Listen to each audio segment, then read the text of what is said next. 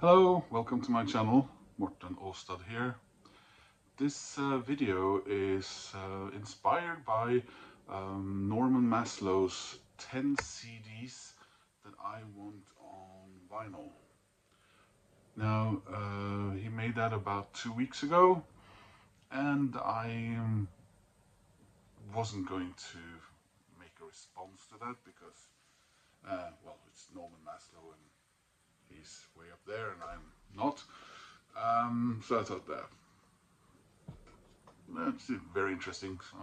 Take notice of that. And he did mention some CDs that I also own that I would have loved to own on vinyl. Like he said, a lot of these are from that, let's call it dark time in vinyl, late 90s, the early 2000s. Some of them have never ever seen any vinyl production, and some of them only very briefly, some maybe as test prints or promos, and that's about it. And the price is, as you can imagine, well, what it is on Discogs and eBay and those various places you can buy things if you're desperate enough. But then a couple of YouTubers or vinyl community guys like myself picked up on this, and especially I want to give a shout out to Mike Vinyl Spiral. Mike Vinyl Spiral, yeah. He did one, as well as Rob Walker. And I thought, well, okay, that inspires me further. I'll leave a link to their channels in my description. You probably already know them. They also did rob me of a couple of potential CDs I wanted to show, but I did come up with something in the end. Funny enough, when I went through these to check them on Discogs before doing this video, I had to exclude a couple of them because, as it turns out, they'd just been released on vinyl. One of them was the Irish band The Thrills.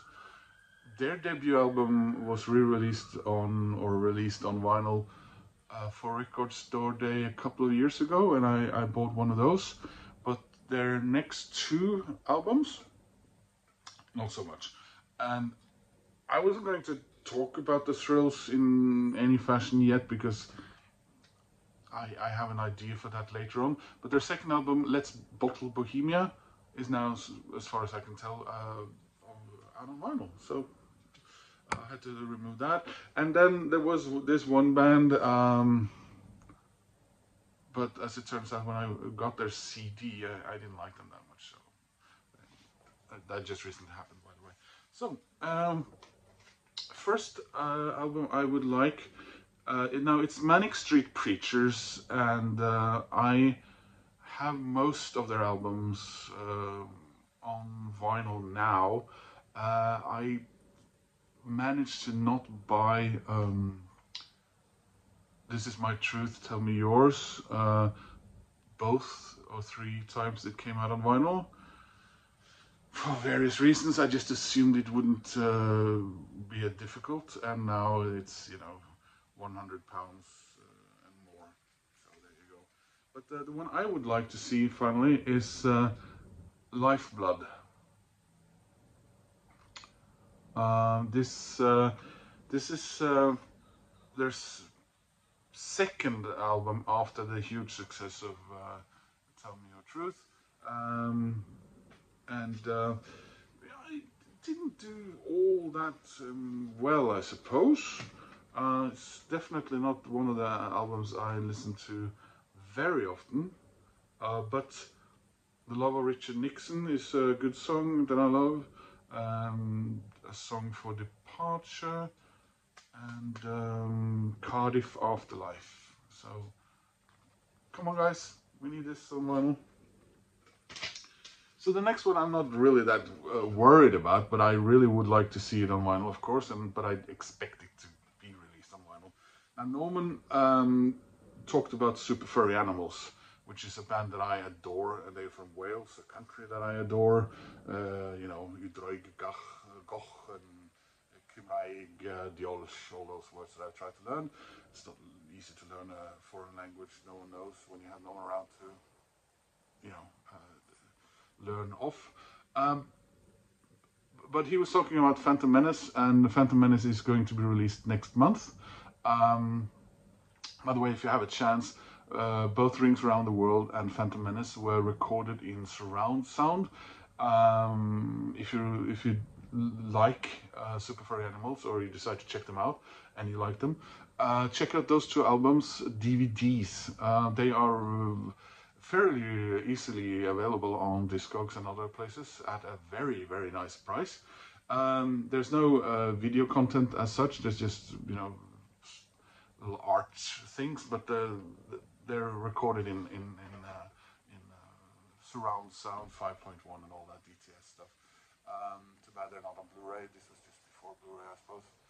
So check them out. But the Super Furry Animal album I'll be eagerly awaiting after that is Lovecraft, and I feel sort of that it wasn't treated quite as well as it should have, and this is their no, this is not their penultimate album. They made 2 more albums, and then Gris, of course, he went on a solo career, and the other guys are making music very slowly, but not as Super Furry Animals. So they've released a 12-inch a couple of years ago. Next one, again, this is a Scottish band that I love very much. They have released, I have all of their records, bar one, on vinyl. This one, I think it came out on a record label they used only once. That might be the reason. It was actually released on vinyl back when it first came out, but I wasn't buying vinyl yet, or again at that stage. The band is Travis, and it's ode to Jay Smith.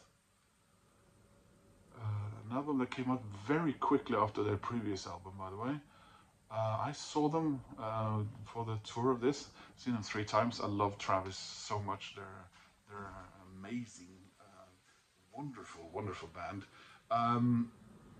But yeah, this one is the one missing from my collection, and the prices on Discogs are. So next one, I have all their studio albums. There's B-sides album, I think, that I don't have on vinyl, which also costs a lot of money, but I decided to just go for 1 record per artist, and it's Weezer, and they're I think it's fair to say not the most critically acclaimed album. Raditude, don't have that on vinyl. We're talking what's upwards to around starting at $200. Next one. Back in the 80s, there was a band that broke through. They only released 2 albums and a compilation. They did really well, but I don't think it was that they didn't get along. They just decided that no, they didn't want to. I think they disliked their success, which is funny because the singer and the drummer went on to have huge success, at least in Britain afterwards, and that was the House Martins. Now the House Martins, when they broke up, part of it became Fatboy Slim, and the rest, no, well, not the rest, 2 of the other members went on to become the Beautiful South. I picked Gaze because one of the, I think it was Rob, he chose their final studio album. This was their penultimate studio album. They had a one of those cover albums in between, which was really nice. But I remember it made me worry, because I've seen other bands make cover albums and then disintegrate afterwards. I don't remember Duran Duran and their wedding album. Oh, hey, Duran Duran's great again, and they followed that up with a cover album, and then everyone was, oh, really? Jeez. And well, there were some lean times again after that. But yeah, Gaze, I would really like this on vinyl, because I am in the process of collecting beautiful stuff on vinyl as well. Also want their first album on the original vinyl, with the original art of a woman blowing her brains out with a gun, and next to a picture of a guy smoking. Symbolism. Now it's 2 stuffed animals, which was their reaction to the cover art being, well, outlawed, basically. Next one is an Australian band. I don't own their first album on vinyl either, but it has been released very recently in Australia, so I'm trying to find someone who can help me get that. I can buy it myself, but you know, I do know a couple of people in Australia, and if they send it as a gift, I don't have to pay customs on it. So the band is Leonardo's Bride. They had a big hit in Australia called, was it Even When I'm Sleeping? Or was it Only When I'm Sleeping? I've seen them at the Domain. That's the big park, park behind the Opera House in Sydney, where the governor's building is. And that was a concert for the 2000 Olympics. This is their second album, Open Sesame, and as it turned out, it was also their last album. Beautiful band, wonderful. Some of you, if you know Case Choice, not entirely dissimilar, but yeah, I love the art on this. This has never been out on vinyl. And after Leonardo's Bride, one of my favorite artists in the world came up, and he had just dissolved his band a couple of years earlier, and that man is Neil Finn. Now this is Neil Finn's debut solo album, which came out in 1998.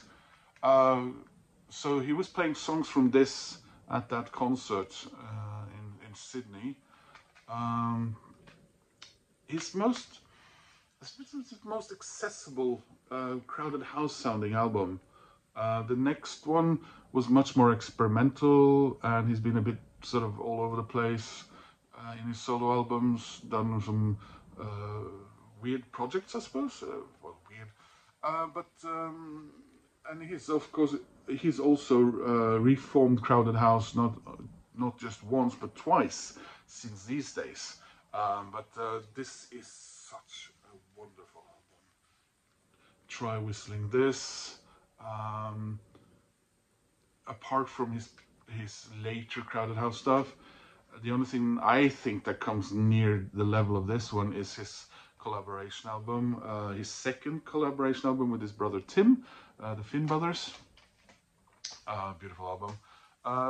Then we have the Tears for Fears reunion album, the Everybody Loves a Happy Ending. I would love this on vinyl. I love the other Tears for Fears albums that are basically solo albums, but this is a proper Tears for Fears album. And can you guys believe that this is now 19 years old? And their second reunion album came out, was it a year and a half, 2 years ago? Yeah. It took a while, didn't it? But this is such a good album. It's just one of the best pop albums ever. Get it. And now we're in the $300 to $400 region. It's Pearl Jam, Lost Dogs. So it's been out on vinyl, but I mean, even copies with a hole through it, you know, the kind I'm thinking of are going for more than $300 now. This is, if for those of you who don't know, mostly B-sides and various cover versions of other people's songs. Great Pearl Jam album, and one that I am sadly missing. Last one is it is available on bootlegs, quite a few of them actually. I don't buy bootlegs, at least unless I'm unaware that it's a bootleg, then sorry, but I don't want them.